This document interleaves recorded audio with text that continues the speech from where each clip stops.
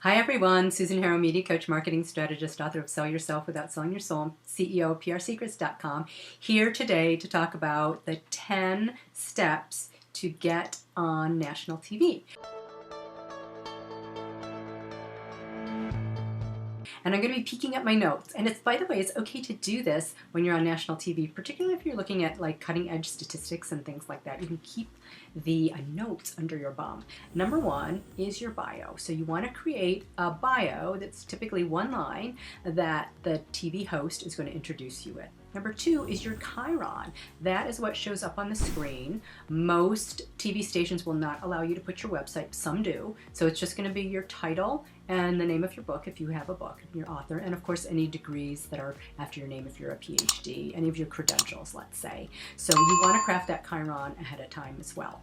Number three is BRoll, which is background footage. That is the footage that's shown as you're moving through your points. It's either something, it could be live movies, it can be still pictures that shows up in the background. It can also be something that says like 5 points. I'm going to cover these 5 points. So that's your B-roll or background footage. Number four is props. Props are the visual things that you're going to bring that help guide you through the segment and also shortcut your sound bites. So it's a way to speak very quickly or get a point across super quickly visually, because TV is a visual medium. Number five are the questions. You want to create your 5 questions. So you want to create them in the progression that you want them to ask, that builds on the kind of information that you want to get out to your audience. So essentially you're reverse engineering what do you want to say to your audience, and then what questions are going to elicit those responses. Number 6 is the script.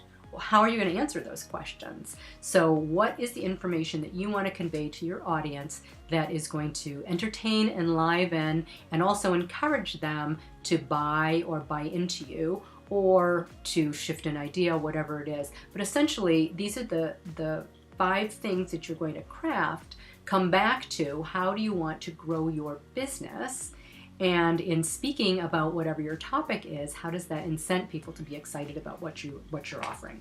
Number 7 is media training. So you want media trainer or mock interviews. So you either want to hire a media trainer to move you through your paces, or practice with someone in mock interviews with a camera going like this. So you can time out your sound bites, because they all have to be between typically 10 and 20 seconds. You usually don't even get 30 seconds on TV. So some of them are even 5 seconds. So you want to be able to time it out, because you're either going to be in typically a 4-minute interview or a 6-minute interview, and realize that you just get half of that time.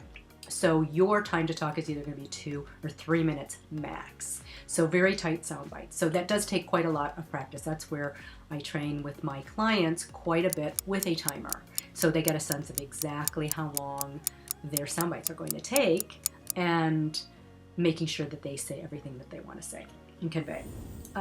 Number 8, segment ideas that are ready to pitch after the segment. So once a producer and a host is really excited about having you on because you are so terrific, you want to have several ideas in tow to pitch that producer on the spot, or the host on the spot, so to get invited back to another segment. And then you want to get that booked right there in studio right then. So bring your calendar, because that's when you're hot and they're excited about you, is when they may book you again.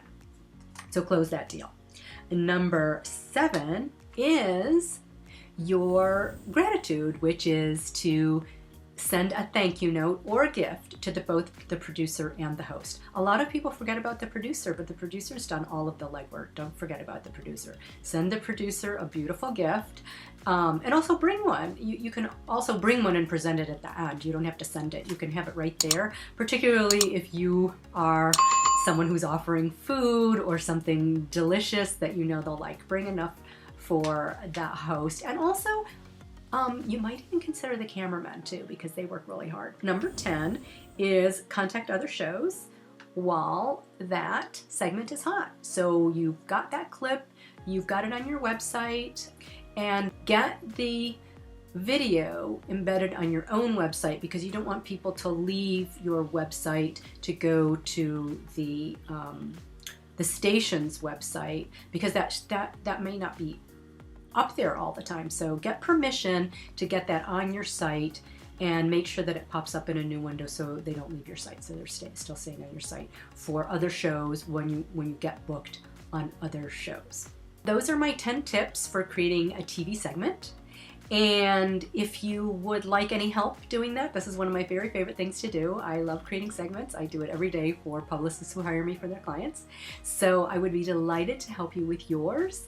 And I will look forward to talking to you soon. Oh, by the way, you are welcome to jump onto my website, because I have lots of free offers on there. And one of them is a list for the top 50 media contacts for the top shows, magazines, print, internet. I've covered it all. It's the top people who you want, and it's their contact information, and it's free on my website, prsecrets.com. So look forward to seeing you there.